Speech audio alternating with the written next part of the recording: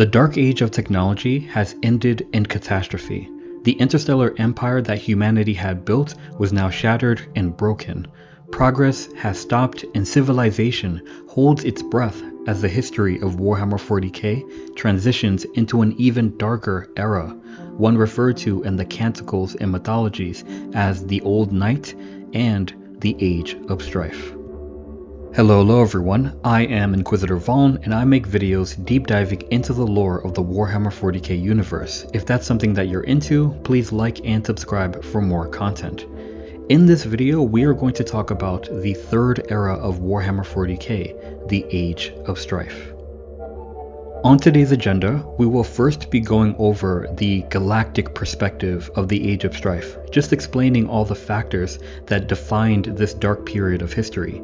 After that, we're going to go to Terra, we're going to go to Earth, we're going to look at the nation states that were on Earth, and we're going to look at the troubles that the Emperor had to go through, the conflicts, the battles that he had to fight in order to dominate Terra. Let's get into it.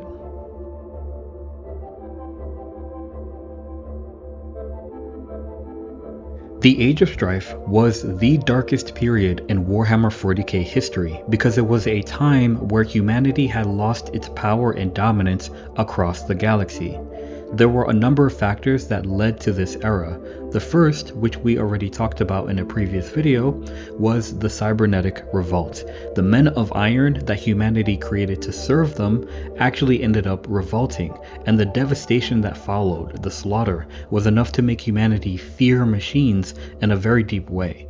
Though the men of iron were destroyed in the conflict, so were the STC generators, the supercomputers that held the sum total of human technological knowledge. These were tools that helped humanity colonize the galaxy, as it gave them the information to build whatever they needed. Unfortunately, they were also tools used to create the men of iron, so many of them had to be destroyed. The Age of Strife was also defined by extreme isolation. During the Dark Age of technology, a large portion of the Eldar Xenos species fell into depravity, and with them being such a psychically powerful species, this extreme shift would disrupt the warp, causing the formation of the fourth god of chaos, Slaanesh. The slow formation of this god would cause scattered warp storms throughout the galaxy, which made interstellar travel extremely dangerous, as most ships that tried to travel would get lost in the warp. Not only that, the effects of the warp storms would cause entire worlds to go insane, leading to a period characterized by madness unlike anything ever seen before.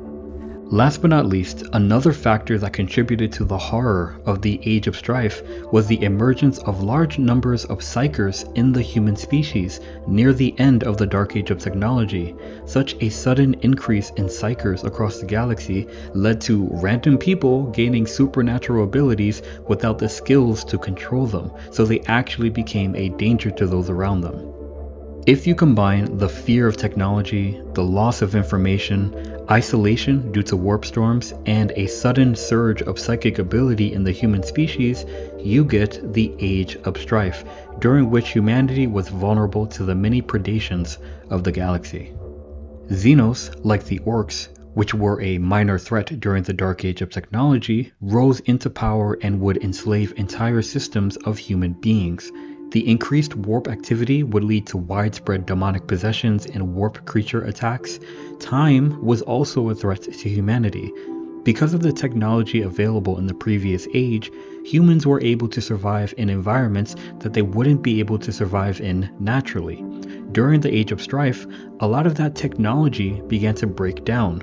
This would lead to humanity being forced to adapt to their environments naturally, and over the thousands of years of the Old Night, many abhumans and mutants would come into existence. If we are talking about the galactic perspective and we want to understand how humanity survived and changed during the Age of Strife, one of the best ways to do so is to look at the worlds on which the Primarchs would land after they were scattered throughout the galaxy. Because if you think about it, the worlds that each of them landed on were previously colonized by humanity during the Dark Age of technology, and each of them endured the Age of Strife differently before the Primarchs arrived. I made an entire series on the Primarchs and the worlds that they would land on, how different these worlds were, the human populations on them, and so on. So I won't repeat all of that here, but one thing I do want to say is that it's from many of these worlds that we learn about how Terra was during the Dark Age of technology. Because in the 40k setting, all humans came from Earth at one point before spreading out into the galaxy, and they brought with them their cultures, beliefs, and traditions from Terra, or at least from the Sol system. This is primarily why some of the worlds that the Primarchs landed on seemingly had cultures that were reminiscent of ancient Terra. It's because they were from ancient Terra, just ancient Terra during the Dark Age of technology. For example, places like Macragge, where Rabute Gilliman would land, and Olympia, where Perturabo would land, were clearly influenced by Roman and Greek culture and architecture. Caliban, where Lionel Johnson would land, and Nocturne, where Vulcan would land, were more feudal influenced worlds. By the ruins of Fenris, where Leman Russ would land, clearly there was a Nordic culture of some sort present. Prospero, where Magnus would land, had Egyptian-esque architecture. These things aren't by mistake, but the context of these things is in Terra during the Dark Age of technology, not our ancient history, which is why they are familiar to us when we see them, but not the same. For example, the cuneiform of Nocturne is actually upside down and reversed. The runes of Fenris are not used in the ancient Futhark way. The Greek key patterns on Perturabo's armor are actually reversed, and so on and so on. The reason why I briefly mentioned the cultures that these different groups of humanity brought with them from Terra during the Dark Age to New Worlds is because those cultures were basically destroyed on Terra during the Age of Strife. These worlds represented ancient Terran culture and society more than their origin on Terra did during the Age of Strife.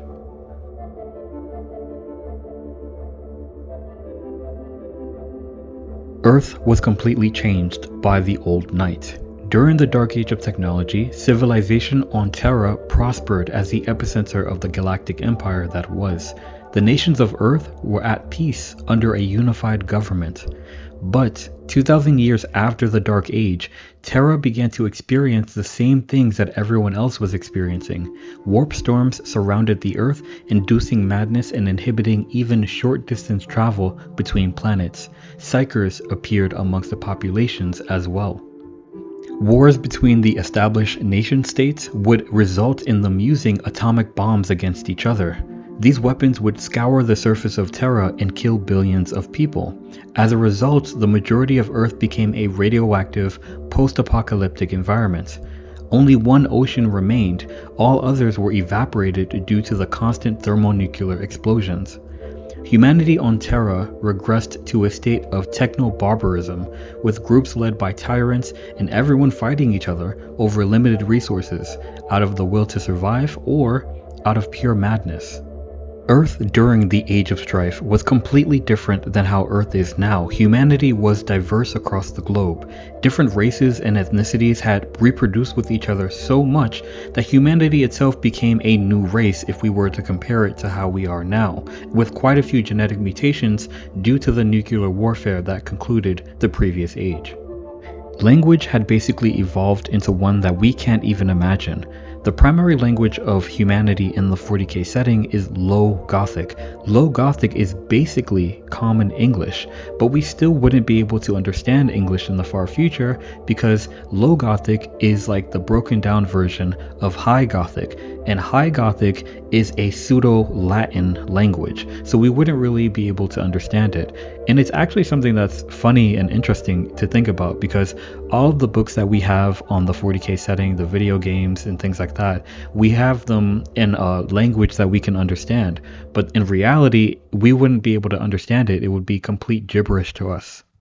It was during this time that one of the many tyrant warlords on Earth would call himself the Emperor of Mankind. He had several factors that gave him an upper hand over the other tyrants on Earth. First, he was a perpetual, meaning that he couldn't die. Secondly, he was a psyker who had control over his powers. Third, he was a scientist and a skilled geneticist with a vast knowledge of machines and the human body. Last but not least, he had the ambition to unite humanity under his singular rule.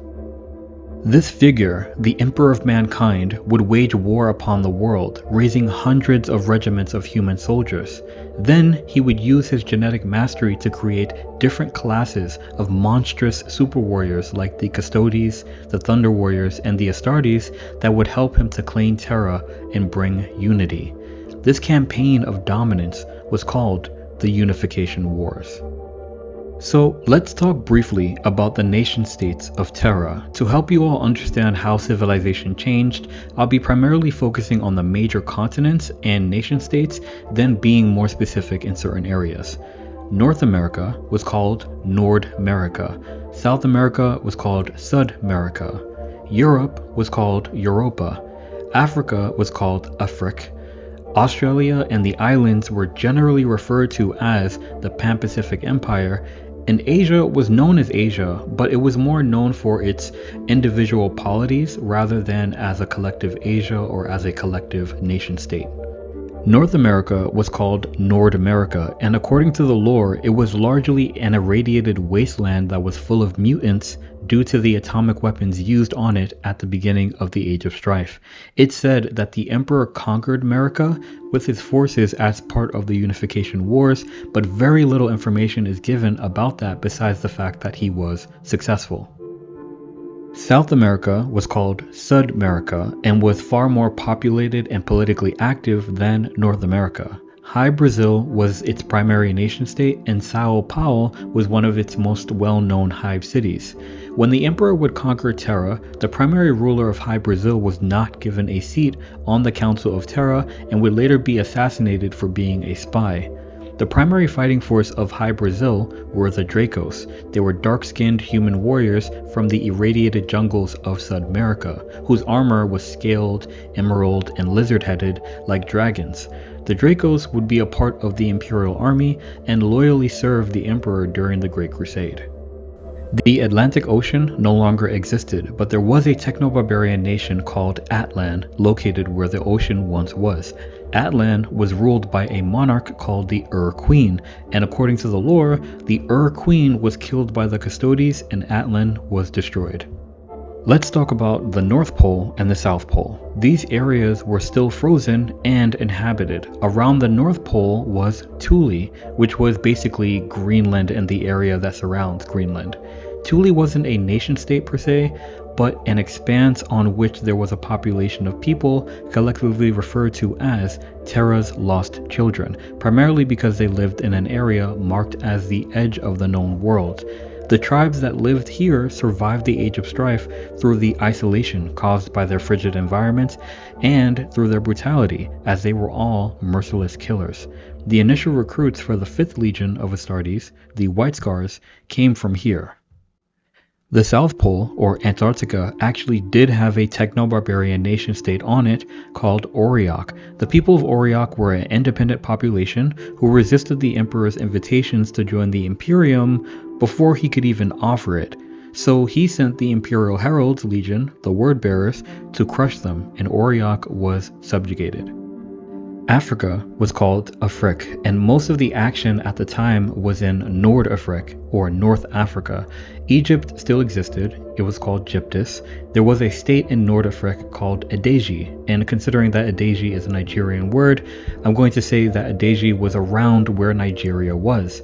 After the emperor's forces subjugated Adeji, he basically made the population factory workers for some reason.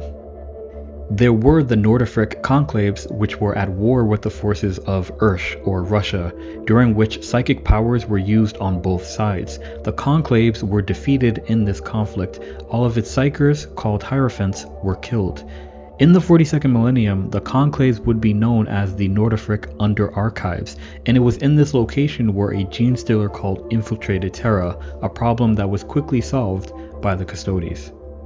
Last but not least, there was the Mid-Afrique oligarchy, which was subjugated by the emperor's forces as well. The emperor would later take some of the initial recruits of the Warborn Legion, or the Ultramarines, from the children of the Mid-Afrique oligarchy. Europe was called Europa, and there were quite a few nation states in Europa. Let's begin with Albia, which were the British Isles. Albia was also referred to in the lore as Albion and Britannica. The Albion clans were powerful and put up a real fight against the Emperor and his Thunder Warriors. The Albion clans once had a king called the Unspeakable King, and under him they would fight the Pan-Pacific Empire. The clans would actually get tired of their own king and kill him, so when the Emperor came around, they weren't trying to bend the knee. They were fearless, durable, and even had proto-dreadnoughts, which they used in battle. They fought so ferociously against the Emperor that he had to rethink his approach. The Emperor couldn't force the Albion clans to submit, so he asked them to join him, explaining his goals for humanity beyond just Earth. The clans agreed to join the Emperor and became some of his most staunch supporters. From the Albion clans, the Emperor took the initial recruits for the Death Guard, Iron Hands, and Night Lord legions.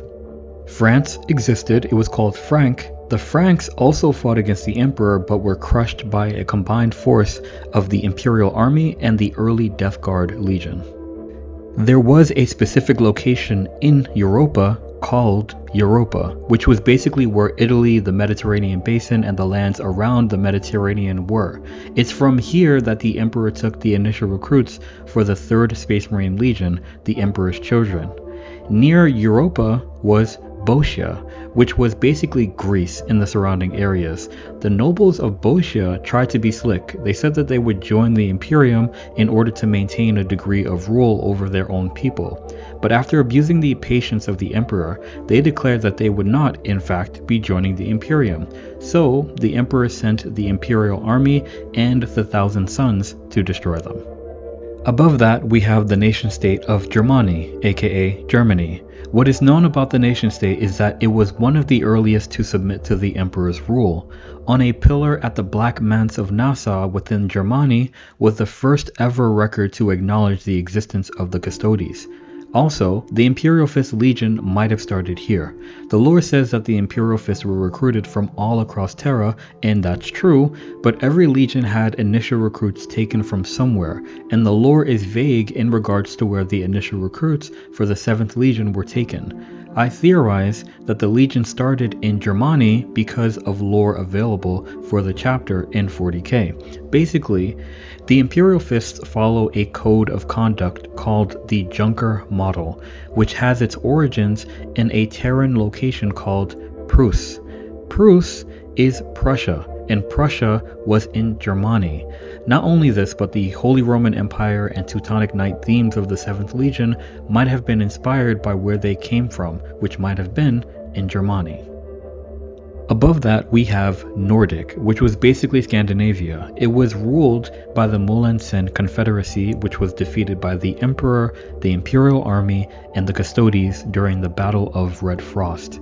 There were a faction of people from Nordic that were separate from the Confederacy called the Scandians.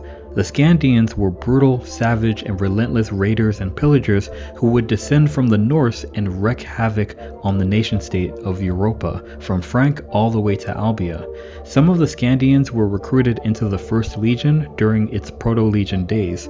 The Scandians were basically the 30th millennium version of Techno-Barbarian Vikings, and when attempts to incorporate them into the legions failed, they were wiped out completely by the Emperor's forces.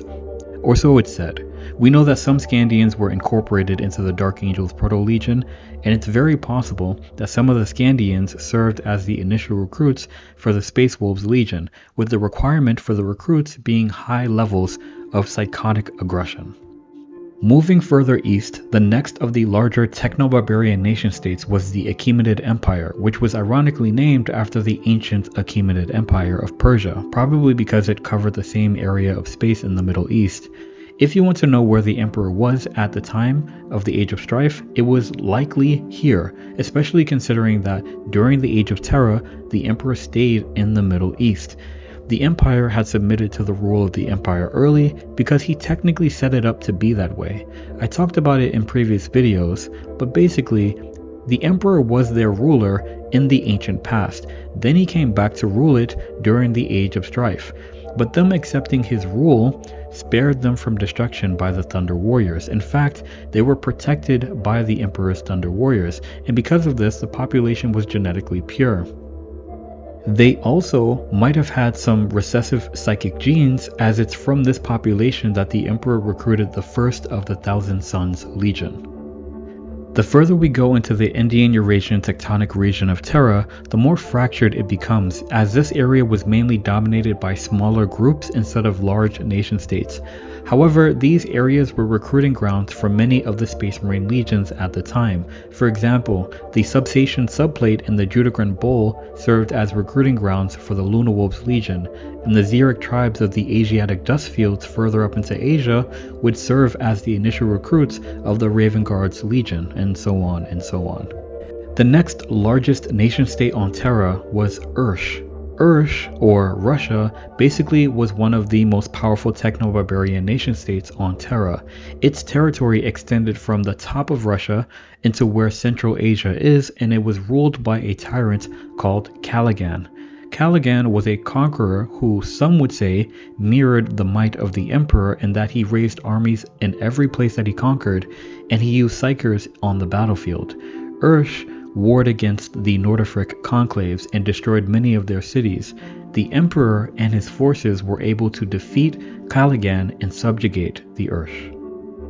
Last but not least, we have the Pan-Pacific Empire, which was the primary nation-state around where the Pacific Ocean was. It was ruled by a figure known as the Unspeakable King from Albia, that is until the Albian clans killed him. After him, the tyrant of the Pan-Pacific Empire was Narthan Doom. He would eventually be captured and imprisoned by the Emperor, who was weirdly uncertain of what to do with him. In the end, Constantin Valdor advised the Emperor that Narthan should be killed, and so he was executed, and the Pan-Pacific Empire became the Emperor's. There is so much more lore about the people and places on Terra during the Age of Strife, but this video only went over a fraction of it. Hopefully, it illustrates how much war was fought during the Age of Strife, how many battles the Emperor's forces had to win in order for him to dominate Terra and bring it under his rule. The results of the nearly 3,000-year-long unification wars would be a unified human government on Terra, just like how there was before in the previous age. The imperial palace would be built on the Himalayan mountains, and the Emperor's gaze would turn to the moon, which was conquered by him during the pacification of Luna. He allied with Mars and continued to claim the solar system. Once that was done, the Emperor would launch the Great Crusade to unite the isolated worlds of humanity and rebuild an interstellar empire, which he would call the Imperium of Man. Looking into the history of Terra and the trouble that the Emperor went through to bring Earth from its era of darkness was super fun. I really enjoy learning new information, and I hope that you enjoyed learning a bit more about the 40K universe. If you did, and you haven't done so already, please like and subscribe for more content, as it helps the channel grow, and I would appreciate it. Without anything else to say, Inquisitor Vaughn out. Remember, the Emperor protects and the future is successor.